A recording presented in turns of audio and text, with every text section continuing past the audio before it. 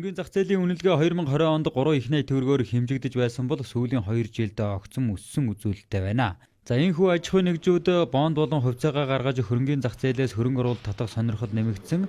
За хөрөнгө оруулах сонирхолтой иргэдийн тооч нэмэгдэж байгаа нь энэ зах зээлд оролцох боломжийг хялбарчлах, за хөнгөлөлтөө байх бодлогын шийдлүүд хийсэнтэй холбон тайлбарлаж болох юм а. Банкны реформын хүрээнд бол одоо дахиад 3 банк бол одоо IPO өгөх хүлээлттэй байгаа. За ингэснээр бол зах зээлийн үнэлгээ мөн төдий жинээр бас нэмэгдэх ийм бол тодорхой зөөр зураг бол харагдаж байгаа. За үүнтэй бол мэдээж зэрэгцээд бид бүгдийн зүгээс бас бусад одоо үн цаас буюу одоо компани өөрөөр хэрэгсэл бондууд хөрөнгөөр баталгаажсан үнэт цаас за мөн хөрөнгө оруулалтын сангууд юм уу те сангийн нэгж эрхүүд гарах ийм бас юм бүрэн боломж бол байгаа. Дотоодын нийт бүтээгдэхүүнд бас харьцах харьцаа бас нэлээд өсөлттэй байгаа. Одоо хөрөнгөний зах зээлийн үед тэгэхээр эдгээр бас үзүүлэлтүүдийг харахад бол цаашдаа бас доктортой бас хөгжих юм боломж бол байгаа гэж харж байна.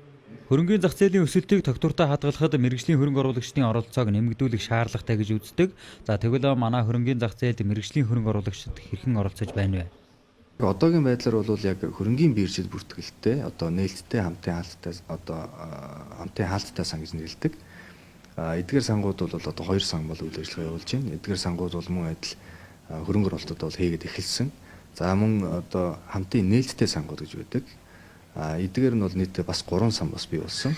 Илүү одоо энэ чөлөөтэй бас энэ хөрөнгө оруулагчаас сангийн нэгж ирэхэд дадж аваад буцаад одоо хөрөнгө оруулах юм боломжтой байна. За цаашид засгийн газрын тусгай сангууд болон тэтгэврийн хөрөмтлийн сангийн тогтолцоог бий болгож хөрөнгөний зах зээлд оруулах талаар ажиллаж байгаагаа мэдэгдлээ. За хөрөнгөний зах зээлийн чухал оролцогч тал нь Монголын хөрөнгөний бирж. За биржийн үйл ажиллагааг олон улсын хэм хэмжээгээр ажиллах, хөрөнгө оруулагчдын шаардлага нөхцөлийг хангах алхам хийж байгаа нь хувьцаат компани хэлбэрт шилжсэн явдал гэдгийг хэллээ.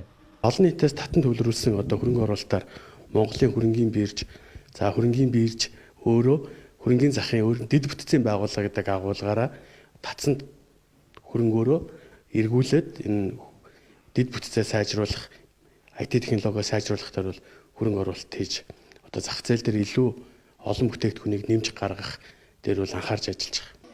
За өнгөрсөн 2 жилд бий болсон хөрөнгөний зах зээл дээрх тесрэлд цаашид үргэлжлэх боломжтой.